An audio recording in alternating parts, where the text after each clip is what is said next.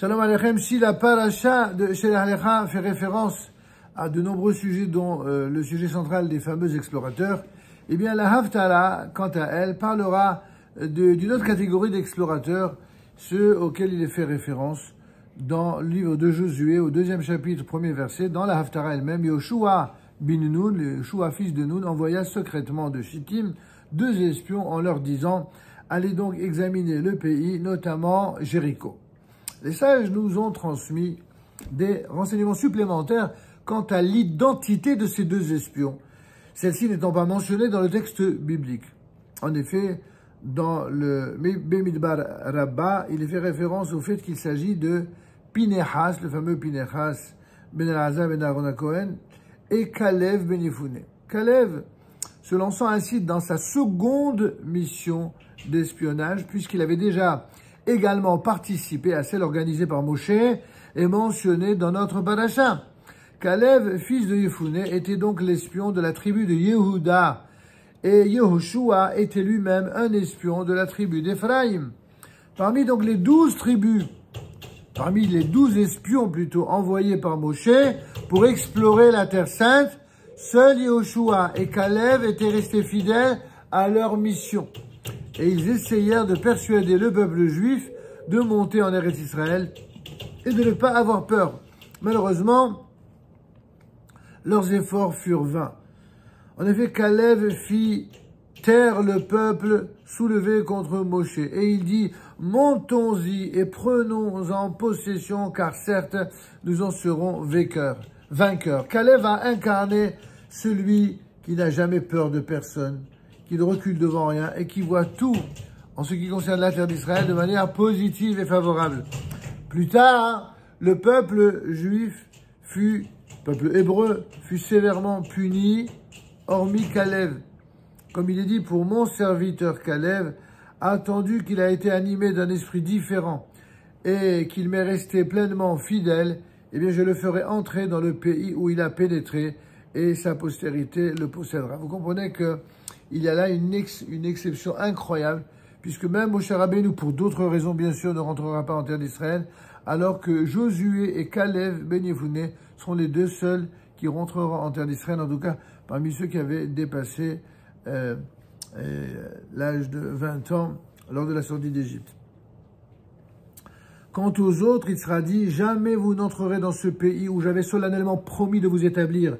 Il n'y aura d'exception que pour Kalev, fils de Yefune, et Yehoshua bin Nun. Quant à Pinehas, c'est un néophyte de l'espionnage, mais un vétéran en fidélité au peuple juif. C'est lui qui fit cesser le désastre de la débauche du peuple avec les filles de Moab. Et c'est lui qui fut nommé plus tard le grand prêtre, le Kohen Gadol, à la suite de son grand-père Aaron et de son père Elazar. Pinehas, le grand prêtre, ainsi que Kalev, chef spirituel de sa tribu, étaient des personnalités d'une grande élévation spirituelle. Yehoshua, quant à lui, était le général en chef de toutes les troupes, ainsi que le dépositaire de la Torah.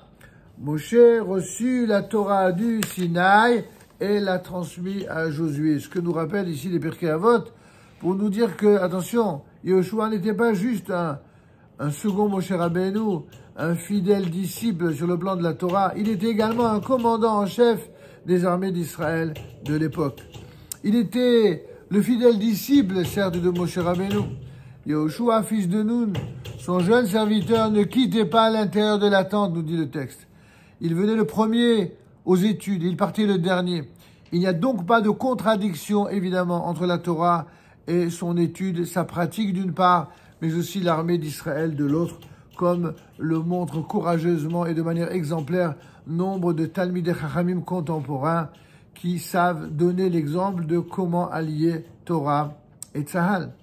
Le même personnage était à la fois un brillant étudiant de la yeshiva, fidèle dépositaire de la loi et un vaillant combattant ainsi qu'un général en chef, comme on le dira plus tard, de Rabbi Akiva lui-même et de ses élèves. Ces 2 sages avaient des tâches bien particulières dans l'armée d'Israël. Ce qui n'est pas étonnant puisque les élèves de yeshiva se doivent d'être des fervents exécutants des mitzvot. Et bien sûr, parmi l'ensemble des mitzvot de la Torah, il en est une qui consiste à aller au-devant de la mitzvah de protéger ses frères au sein de la nation. Parmi celles-ci figure la mitzvah de prendre aussi possession de la terre d'Israël, et si cela est nécessaire, bien sûr, par les armes. Ainsi que l'explique le Ramban, cette terre doit se trouver entre nos mains et non pas entre les mains d'une autre nation. Seuls les ennemis d'Israël souhaitent imposer une nation à la nation d'Israël sur sa terre. Pour assurer cette souveraineté nationale, il faut malheureusement et toujours agir manu militari, c'est-à-dire prendre les armes et combattre de toutes nos forces, comme le rappellera lui-même le Rambam dans son 4e addendum. Contrairement aux explorateurs envoyés par Moshe Rabbeinu, lesquels n'avaient pas compris l'importance de leur tâche et qui, au lieu de l'accomplir, ont semé la panique dans le peuple, nos 2 espions se sont dévoués pour leur tâche, ainsi que le démontre notre Haftarah. C'est pourquoi, disent nos sages, ils ont réussi dans Bemidbar Rabbah au chapitre 26:1. En effet, ils furent cachés dans une demeure appartenant à une femme qui étala pour eux sur le toit de sa maison des tiges de lin sous lesquelles ils se sont dissimulés. Mais le jour même, la présence des 2 hommes dans la ville parvint aux oreilles du roi de Yéricho, le fameux Jéricho, qui ordonna, ce fameux roi, à leur protectrice de les lui livrer. Au lieu d'obtempérer, cette dernière induit en erreur les hommes du roi en les envoyant à la poursuite des fugitifs dans la direction du Yarden, le fameux Jourdain, tandis que ces derniers étaient restés à l'abri sur le toit de la maison, comme vous pouvez le constater dans le livre de Yoshua au chapitre 2, des versets 1 à 7. Ce qui ne manque pas de nous étonner, c'est que cette femme, au courage exemplaire, c'était pas une princesse. C'était pas une femme exemplaire sur le plan des mœurs, c'était plutôt une femme de mauvaise vie. C'était une prostituée, rien de moins que cela. Et il semble que ce n'était pas, le moins qu'on puisse dire, la maison la plus appropriée pour accueillir des hommes, de tels hommes dont la dimension spirituelle était si grande, malgré le fait qu'ils étaient en posture de 2 explorateurs. D'autant plus que cette rencontre représentait à leur premier contact, en quelque sorte, avec la terre d'Israël. Évidemment, rien n'est laissé au hasard dans le Tanakh. Tout fait partie de la providence divine.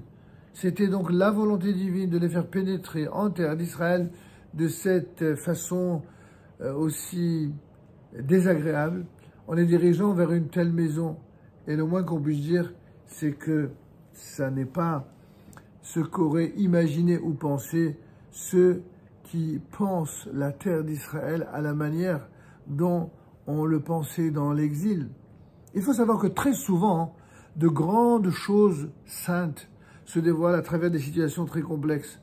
On l'a vu encore il n'y a pas si longtemps dans la Megillah de Ruth, où nous verrons qu'une femme, provenant d'un univers qui n'est pas si noble, va se retrouver, après sa conversion au judaïsme, être non seulement une femme d'exception, mais surtout celle qui engendrera une succession d'enfants qui donneront naissance au roi David et duquel sortira le Mashiach. Rien de moins que cela. Est-ce qu'on se serait attendu à cela? Il faut savoir que très souvent, comme on vient de le rappeler, de grandes choses, des choses sacrées, des personnages, se dévoilent à travers des situations très complexes. L'intervention divine passe souvent par des chemins inattendus, inappropriés, indélicats. Dans le cas de nos explorateurs, n'aurait-il pas été possible de les faire atteindre leur objectif sans passer par cette épreuve-là, même si, pour les raisons qui nous échappent, ou même des moyens qui nous déplaisent, Dieu en avait décidé ainsi. Eh bien, nous savons bien que souvent les voies de Dieu, comme le dit le texte et surtout l'expression bien connue en français, les voies de l'Éternel sont impénétrables. Nous pouvons dire effectivement dans le livre de Job, qui pourrait donc tirer quelque chose de pur à partir de l'impur? Il n'y a que Dieu qui peut faire ça. Seul Dieu peut faire cela. Comme on le voit dans le texte de Iov au chapitre 14, verset 4. L'Éternel, peut faire apparaître effectivement le pur à partir de l'impur. Et c'est exactement ce qu'il fera, notamment dans tous les sujets relatifs à la terre d'Israël. ainsi que l'explique longuement notre grand maître le Rav Kook alav Shalom dans son livre Oroth, les Lumières, page 35-36. Ceci vient nous enseigner que de nos jours également, en terre d'Israël, même si nous vivons des débuts pas toujours conformes, c'est le moins qu'on puisse dire, à l'idéal de pureté auquel nous aspirions pendant 2000 ans et à laquelle nous aspirons toujours, eh bien, nous ne devons surtout pas désespérer de voir dans l'avenir de cette impureté apparente, en vérité, une réalité se muer en une très grande sainteté, profitable et pour l'ensemble du peuple d'Israël, mais aussi qui sera profitable à l'ensemble de l'humanité. Amen.